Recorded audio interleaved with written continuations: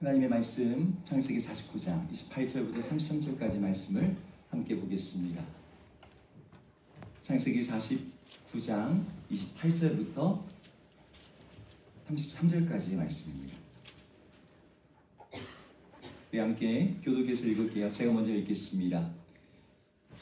이들은 이스라엘의 12지파라. 이와 같이 그들의 아버지가 그들에게 말하고 그들에게 축복하였으니 곧 그들 각 사람의 분량대로 축복하였더라. 그가 그들에게 명하되 내가 내 조상들에게 돌아오니 나를 햇사람 에브론의 밭에 있는 굴에 우리 선조와 함께 장사하라. 이 굴은 가나안 땅 마므레 앞 막벨라 밭에 있는 것이라. 아브라함이 햇사람 에브론에게서 밭을 함께 사서 그의 매장지를 삼았으므로 아브라함과 이삭과 그의 아내 리브가도 거기 장사되었으며 나도 레아를 그곳에 장사하였노라. 이 밭과 거기 있는 굴은 헬 사람에게서 산 것이니라. 야곱이 아들에게 명하기를 마치고 그 발을 침상에 모으고 숨을 거두니 그의 백성에게로 돌아갔더라. 아멘. 오늘 야곱 시리즈 마지막 시간입니다. 야곱에 대한 설교를 한 게 얼마 안 된 것 같은데 벌써 제가 수련회까지 해서 8번을 설교를 했습니다. 오늘이 마지막 시간인데요. 혹시 그 설교를 들었던 분들 중에 제가 야곱 시리즈를 쭉 시리즈를 설교했는데 제목을 항상 청년 야곱 뭐뭐하다 이런 식으로 제가 제목을 잡았어요. 근데 첫 번째 설교가 혹시 제목이 뭐였는지 혹시나 아는 분 있을까요? 제가 그분은 이거 기억하기 정말 어렵습니다. 어려운데 혹시나 장자권을 구하다. 네. 지금 어떻게 기억하시죠? 검색하셨나요? 네. 그냥 그 야곱의 첫 번째 이야기부터가 사실은 축복에 대한 이야기였어요.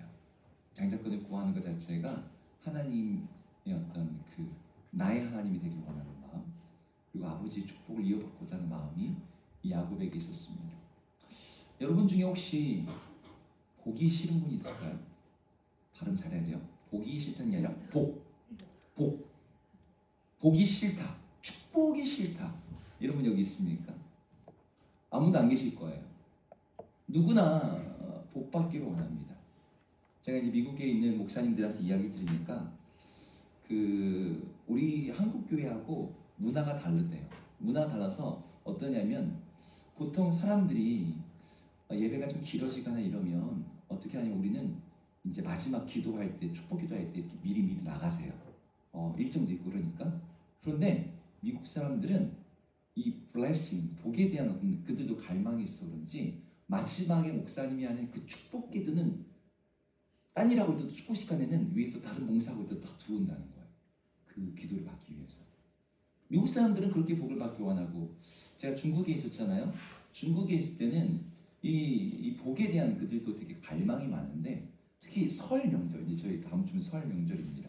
설 명절 되면 아주 그냥 이 복에 대한 이야기가 넘칩니다.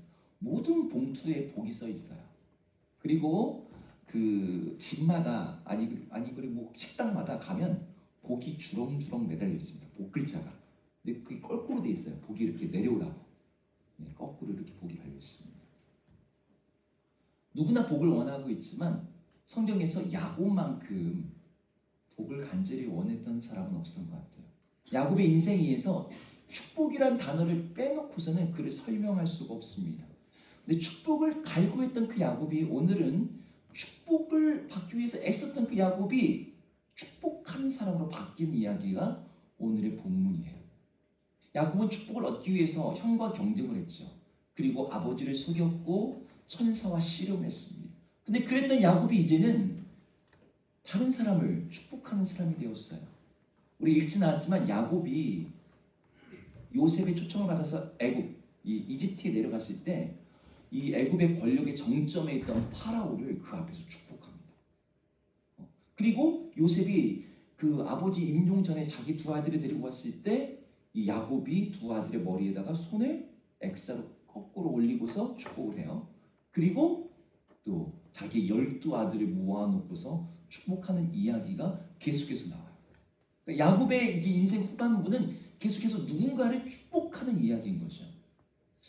여러분, 이 이야기가 그냥 뭐 이제 야곱이 나이가 좀 들어서 혹은 이제 가질 만큼 가졌으니까 뭐 이렇게 됐나 보다 이렇게 생각할 수도 있지만, 이것은 야곱이 이스라엘이 된 사건만큼이나 놀라운 변화입니다.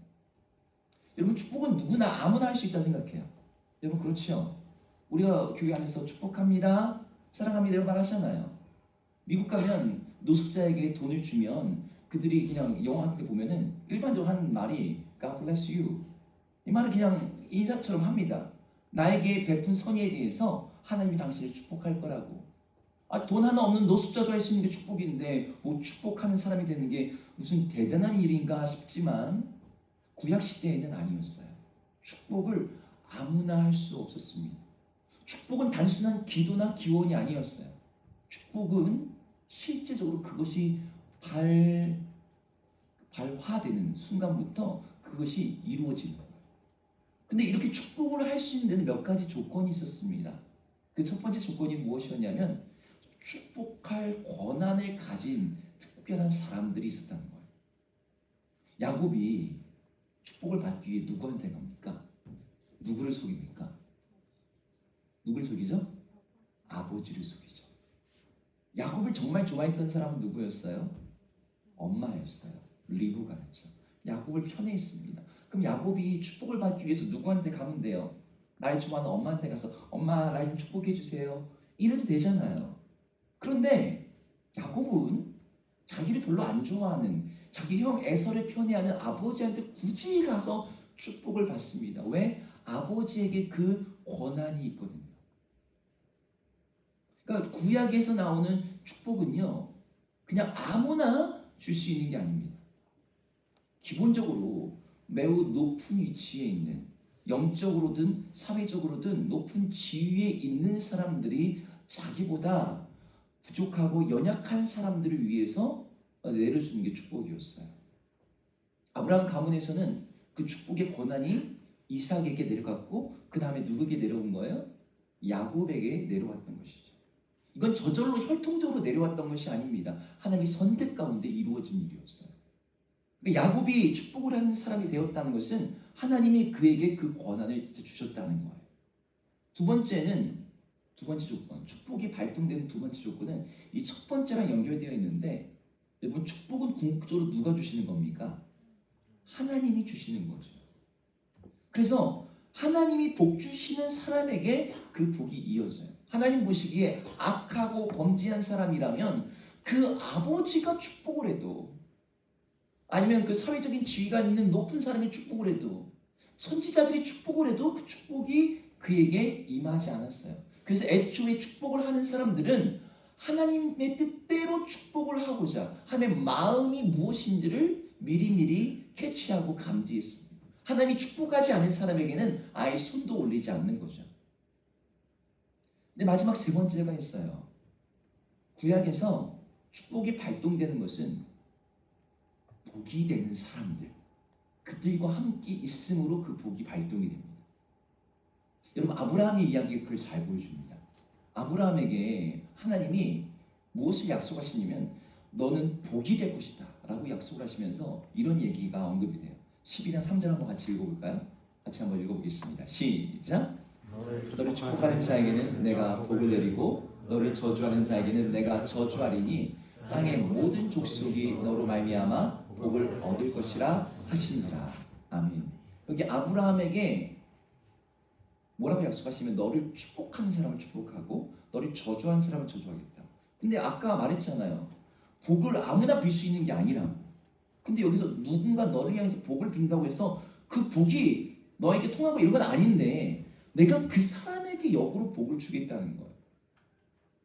이 일이 어떻게 이루어지는 거냐면, 아브라함 자체가 복이 되었기 때문에 그렇습니다.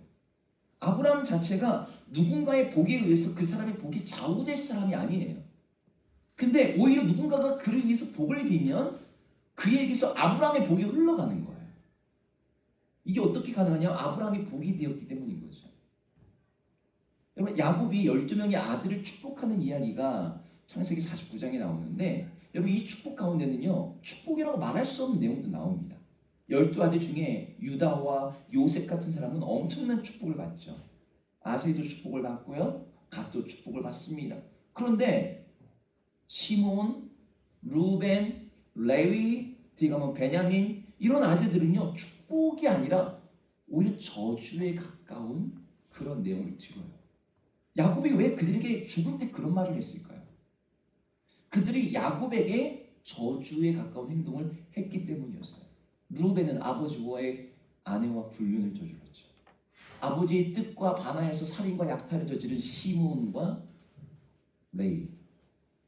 여러분 이건 사실 야곱이 했던 축복의 말이 아니에요. 저주의 말이 아니에요. 야곱이 죽는 마당에 마지막 유언으로 자기 아들한테 그런 말을 하고 싶은 아버지는 세상에 아무도 없습니다.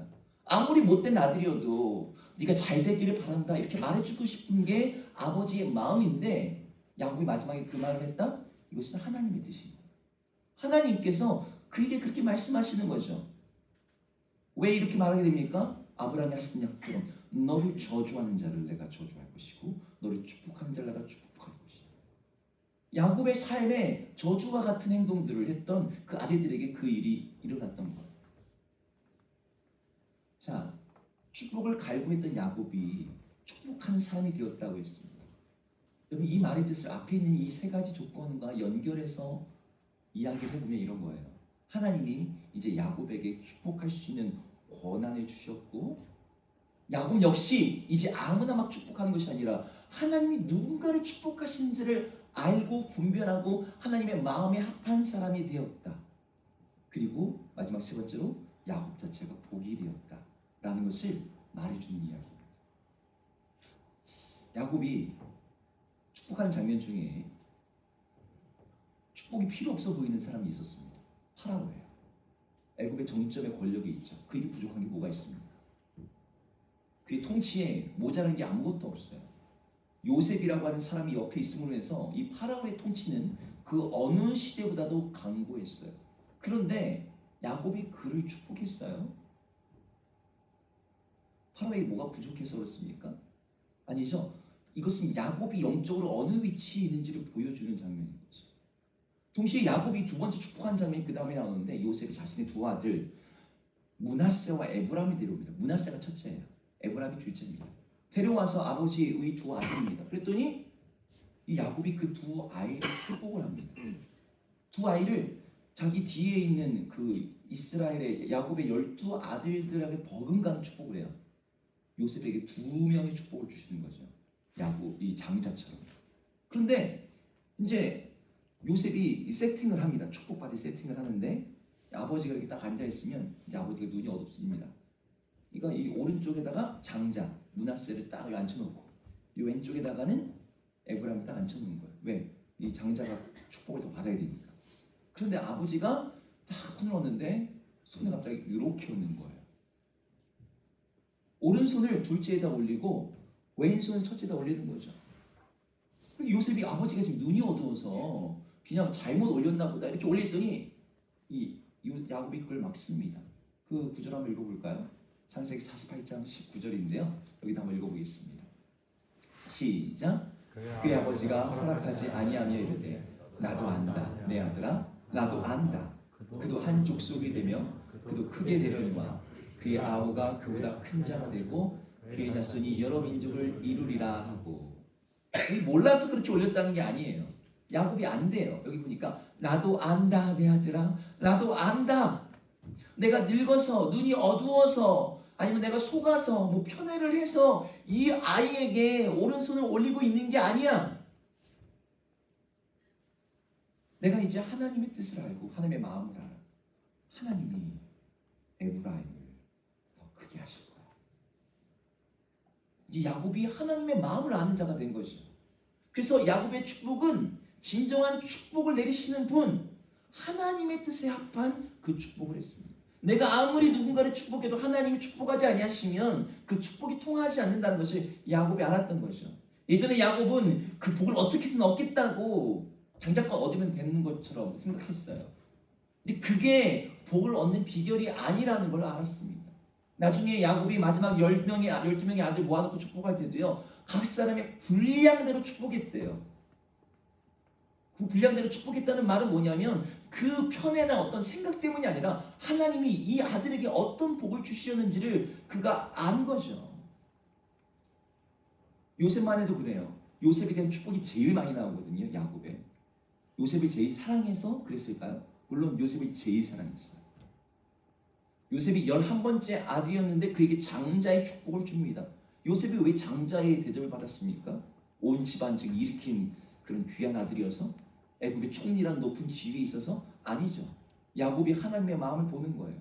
하나님이 요셉을 들어서 자기 가족만이 아니라 온 세계를 구원하고 계시는 거예요. 하나님께서 이 요셉을 통해서 또 위대한 일을 이루시게. 하나님이 누군가에게 복을 주시는지를 그가 알았어요. 지금 이게 야곱의 지금 변화들입니다. 하나님의 마음을 그렇게 깊이 아는 자가 된 거죠. 근데 오늘 변화의 핵심은 그 무엇보다도 야곱이 복 자체가 되었다는 것. 야곱이 지금까지 인생을 살아오면서 축복에 대해서 어떻게 생각이 바뀌어 왔을까요? 그가 젊었을 때는 축복은 유한유량해. 그래서 내가 경쟁해서 이런 거 있잖아요. 제로섬 게임처럼 내가 어떤지 네가 어떤지 뭐 이런 것이라고 생각했던 것 같아요. 그 다음에 야곱은 그 복은 철저하게 물질적인 것이기 때문에 내가 쟁취하고 얻어내는 것이라고 생각했던 것 같습니다. 그런데 이제 노년에 온 야곱의 모습은 그렇지가 않아요. 야곱은 어떤 물질적인 거나 뭘 갖다 축복을 더 구하거나 바라거나 이러지 않아요. 오히려 축복을 빌어주는 사람이 됩니다. 이런 행동 속에서 야곱의 언어 속에 나오는 것은 무엇이냐면 진짜 복이 무엇인지를 야곱이 알게 된 거죠. 하나님과 함께하는 것.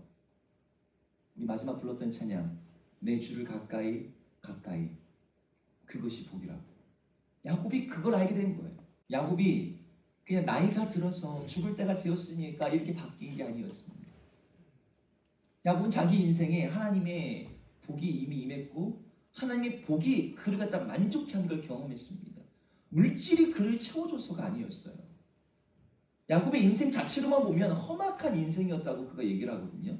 나의 인생은 험악했다고. 근데 하나님이 그를 복되게 하셨어요. 12명의 아들을 얻었고 잃어버렸고 죽었다고 생각했던 아들을 다시 되찾았습니다. 요셉은 이제 죽어도 여한이 없다고 생각하는 그런 만족감과 기쁨과 충만함이 있었어요. 어떤 물질적인 것 때문이 아니었죠. 무엇 때문이에요? 하나님이 그와 함께 하시고 그를 돌보고 계신다는 것이 나의 인생의 복이라는 것을 야곱이 알았습니다. 그래서 자기보다 더 많이 가진 파라오, 더 높은 권력과 힘을 가진 파라오를 보면서 내가 쟤를 왜 축복해? 이런 게 없어요. 자기보다 훨씬 젊음과 가능성을 가진 자기 자녀들을 축복하면서 어떠한 시샘이나 경쟁하는 마음도 없습니다. 그들을 마음껏 축복합니다. 왜요? 야곱에게 부족한 게 없거든. 그에게는 그를 참으로 복되게 하시는 분, 그를 참으로 만족해 하시는 분, 하나님이 그와 함께 계셨습니다. 야곱 자체가 복이 되었던 거죠. 그래서 남에게 그냥 복을 빌어주는 사람을 넘어서 그 사람 자체가 복이 되어서 그 사람과 같이 있고 그 사람의 자녀가 되고 그 사람과 동행하고 그 사람이 있다는 것만으로도 하나님의 존재를 보게 되고 그분이 주시는 복을 얻게 되고 내가 저 사람을 축복함으로 하나님 주시는 그 복이 나에게 반사되어서 들어오는 그런 사람이 된 거예요. 설교를 마무리할게요. 오늘 설교 되게 짧죠? 2부 순서가 있거든요. 네. 우리 모두는 축복을 갈구합니다. 우리는요 복을 다 원해요. 하나님 날 복 주시길 원하고 우리 삶이 참으로 복되기를 원합니다. 여러분들의 결혼에, 여러분들의 어떤 사업과 직장에, 여러분들의 미래의 자녀들에게 우리의 인생에 하나님 정말 축복해 주셨으면 좋겠다. 정말 우리는 복이 필요한 사람들입니다. 우리는 노년의 야곱이 아직 아니에요. 아직 젊으니까요. 우리는 충만함과 만족과 기쁨보다는 부족함과 갈망과 아쉬움이 더 가득한 시기를 보내고 있습니다. 그래서 우리는 젊은 야곱처럼, 청년 야곱처럼 하나님을 붙들고서 하나님 나도 복 주세요. 이런 모습이 우리 가운데 있죠. 이것도 좋은 겁니다. 이것도 훌륭한 겁니다. 세상의 어떤 그 다른 것이 아니라 하늘의 복을 구하는 사람들. 하늘의 복이 아니라 사람들은 운을 택하거든요. 사람들은 힘을 택하고 세상에 그 무엇인가를 붙잡아서 잘 살아보겠다고 하는데, 내가 하나님을 붙잡고 하나님 주시는 그 복을 얻겠다는 것 자체가 하나님이 복 주실 그런 인생이죠. 근데 우리가 그렇게 복을 구하는데도 우리의 생각은 오염될 수 있어요. 야곱 행동처럼 마치 형과 거래해서 그 복을 얻어낸다. 하나님, 내가 헌금 많이 할 테니까 저 복 주세요. 여러분, 이거 진짜 유치하게 생각하죠? 이런 생각이 되게 많아요. 특히 순복음교회가 되게 많더라고요. 제가 가는 순복음교회 성도님들이 하는 사업장을 보면은 많은 경우 목사님들이 오면 밥을 공짜로 줍니다. 목회자들은 밥을 공짜예요. 제가 서울에 있다는데 몇 군데 그랬어요. 근데 장사가 진짜 잘 돼요. 그런 데가. 근데 그분들은 그게 복 받는 비결이라 생각해요. 어린아이 같은 신앙이지만 하나님 것도 복을 주십니다. 어떤 경우에는 하나님을 속여서라도, 아버지를 속여서라도 복을 얻고자 합니다. 근데 그런 식으로 얻는 복이 아니라 하나님은 우리에게 세상과는 다른 길로 얻는 복을 얘기하죠. 그 복이 뭐예요? 우리는 그 복을 아예 복음이라고 부릅니다. 복음. 하나님 붙들고 하나님이 아직 예수 그리스도를 믿고 의지함으로 얻고 누리게 되는 이 복은 구약의 복과 다른 복이 아니에요. 우리 앞서 말했던 그 축복이 발동되는 조건들 있잖아요. 하나님께서 그 사람을 축복하시고 축복할 수 있는 권한을 주고 복 자체가 되게 만드는 그 모든 조건들이 이 복음 안에 담겨져 있어요. 예수님이 어떤 일을 하셨길래요? 우리가 받아야 될 모든 저주, 죄와 사망의 권세 아래서 우리가 받아야 될 모든 나쁜 것들을 그분이 다 짊어지시고 십자가에서 죽으셨습니다. 그래서 그분을 믿는 모든 자에게 죄와 사망과 그 모든 저주를 끊어내시고 그리스도 안에서 참으로 복되다. 너희는 나와 함께 세세토록 복을 누릴 것이라고 말씀하시는 거죠. 여러분, 신약성경에 아예 그 말씀이 기록되어 있습니다. 한번 읽어볼까요? 마태복음 25장에 있는 말씀인데요. 읽겠습니다. 시작. 그때 임금이 그 오른편에 있는 자들에게 이르시되 내 아버지께 복 받을 자들이여 나와 창세로부터 너희를 위하여 예비된 나라를 상속받으라. 여기 나온 임금이 누구십니까? 하나님이에요. 근데 하나님이 오른편에 있는 자들에게 복 받을 자들이여 나와 창세로부터 예비된 그 복을 받으라. 근데 여기 나오는 그 복 받을 자들이 누굴까요? 예수 그리스도를 믿고 영접하고 그분을 의지하여 살아가는 자들인 거예요. 복 받는 존재가 되는 것이죠. 저는 여러분들이 예수를 믿을 때 예수 믿으니까 복 받았다 뭐 이런 거 말고 여러분 한 단계 더 나가서 예수를 믿음으로 말미암아 여러분 자체가 복이 되는 그런 존재, 그런 삶을 살기를 축복합니다. 지금부터 우리가 그걸 꿈꿔야 돼요. 우리 존재 자체가 복이 되는 삶, 여러분의 인생 자체가 복의 스토리가 되는 삶. 여러분, 어떤 사람은요 복이 되기는커녕 저주가 되는 사람들이 있습니다. 그의 삶이, 그의 인생이, 그의 존재가. 히틀러 같은 사람 어떻습니까? 유럽과 전 세계를 포화 속에, 죽음 속에, 세계의 절반이 그 한 사람으로 인해서 저주와 눈물을 흘려야 됐습니다. 그런데 어떤 사람들이 뭐 마틴 루터 킹 이런 무슨 사람, 페니실린을 발명한 뭐 어떤 한 의학자, 여러분 이런 사람들은요 세상이 복이 돼요. 그 한 사람으로 해서 수많은 사람들의 생명이 구해지고 수많은 사람들의 인권이 나아지고 수많은 사람들의 삶이 더 행복해지고 그들은 기꺼이 복이 되는 길을 선택했어요. 하나님과 함께 동행하는 길, 하나님의 임재 가운데 있는 길. 여러분 그 길이 쉬운 길은 아니죠. 자기를 부인하는 길이고 십자가를 지는 길이지만 주님이 함께 하시고 주님이 나와 동행하시겠다고 말씀하시니 내가 기꺼이 그 길을 가겠습니다. 다른 사람들은 야 그거 힘든 삶이야, 불행한 삶이야, 어려운 삶이야, 왜 그렇게 고단한 인생을 살아? 어쩌면 다른 사람들은 그건 저주라고 말할 수 있을지 모르겠어요. 그런데 아는 거죠. 남들 눈에는 그 과정이 저주처럼 보일지라도 이것 자체가 복이 되는 인생이다. 복을 받는 인생을 넘어서 복 자체가 되는 인생. 하나님이 말씀하신 그 말씀에 순종해서 가라고 했던 사람들, 그래서 그렇게 그 길을 걸어갔던 사람들은 마침내 복이 됩니다. 세상을 축복하는 존재가 돼요. 제가 여러분한테 하는 얘기는 대단한 위인이 되라는 게 아닙니다. 여러분들에게 위대한 발명이나 정치가나 어떤 뭘 대단한 걸 하라는 게 아니에요. 훌륭한 삶을 살라는 게 아닙니다. 그냥 지금 우리가 말씀하신 그 하나님과 동행하고 하나님이 여러분을 부르신 그 부르신 길을 걸어가라는 거예요. 그러면 어느 순간 여러분 알게 될 거예요. 내가 복이 되어 있다는 거. 여러분 모두 그 길을 살아갈 수 있기를 주 이름으로 축복합니다. 우리 찬양합시다. 아까 방금 불렀던 찬양인데요. 내 줄 가까이 우리 찬양 같이 드리겠습니다.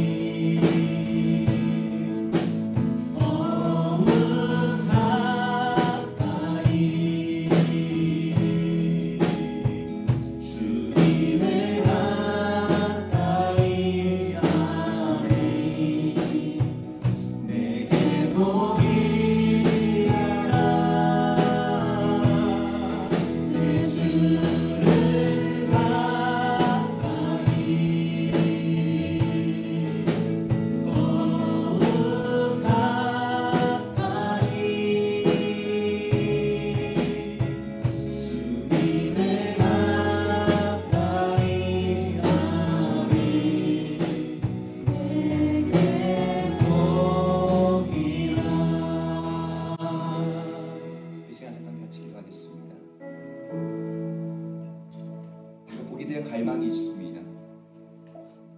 어떻게든 복을 받고 싶고 복을 누리고 싶고. 근데 우리 눈을 한 단계 더 높여서 복을 받는 데 그치지 않고 하나님 내가 복이 되는 사람이 되기를 원합니다. 하나님은 아브라함을 부르실 때도 그렇게 부르셨고 이삭도 야곱도 그렇게 부르셨습니다. 그냥 복 받는 사람이 아니라 복이 되는 사람. 그래서 너로 말미암아 천하 만민이 복을 얻게 되리라고 그 약속을 실현하는 사람. 하나님 우리들 그런 사람들이 되게 하여 주옵소서.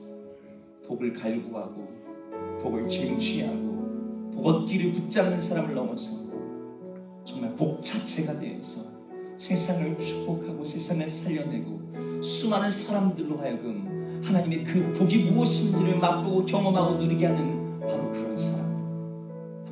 그렇게 불러주시고 그렇게 세워주시고 예수 그리스도 안에 있는 그 복이 되는 사람이 되는 우리가 되게 달라고 잠시 시간 같이 기도하며 나가겠습니다. 기도합니다.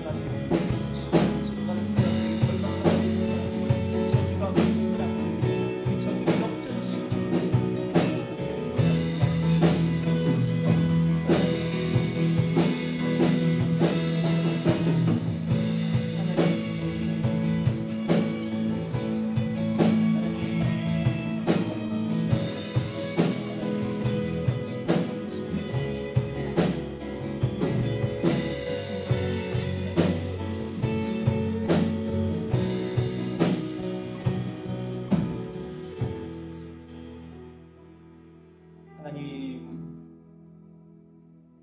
우리들 꿈꾸기를 복받은 인생이 되기를 소원합니다. 우리가 다니는 회사에서 월급도 많이 받고 인정도 많이 받고 직위도 올라가고 우리 결혼하는 가정은 행복하고 우리 인생은 안정적이 되기를 원합니다. 그러나 하나님은 우리를 거기에 머무르게 하지 아니하시고 우리를 복 자체가 되게 만들기를 원하십니다. 하나님, 우리 청년들이 다니는 직장 안에서 어디서 이렇게 복덩이가 불러 들어왔냐고, 우리 청년 그 한 사람 때문에 그 회사가, 그 사업장이 회복되고 살아나고 그곳에 있는 모든 사람들의 인생이 펴지는 그런 복이 되는 인생이 되게 하여 주시옵소서. 젊을 때부터, 청년 때부터, 나중에 나이가 많이 들어서 늙어서가 아니라 바로 지금부터 하나님의 약속을 신뢰하여 복이 되게 하시는 그 하나님을 신뢰하여 우리 예수 주님을 따라 자기를 부인하고 십자가를 짓는 그 길을 걸어감으로 말미암아 다른 사람들이 볼 때는 고단한 인생이요 힘든 길일지 몰라도 우리 주님 약속하신 마침내 복이 되는 인생, 그 삶을 기꺼이 선택하고 걸어갈 수 있는 우리 모든 청년들이 되게 하여 주시옵소서. 이제는 우리 주 예수 그리스도의 그 놀라우신 사랑과 아들 예수 그리스도를 주시기까지 우리에게 베푸신 하나님의 은혜와 우리 안에 동행하시며 우리에게 복이 되게 하시는 성령님의 일하심이 이 시간 복을 구하는 것을 넘어서 복이 되길 원하는 모든 청년들을 위해 지금부터 영원토록 함께 있을지어다. 아멘.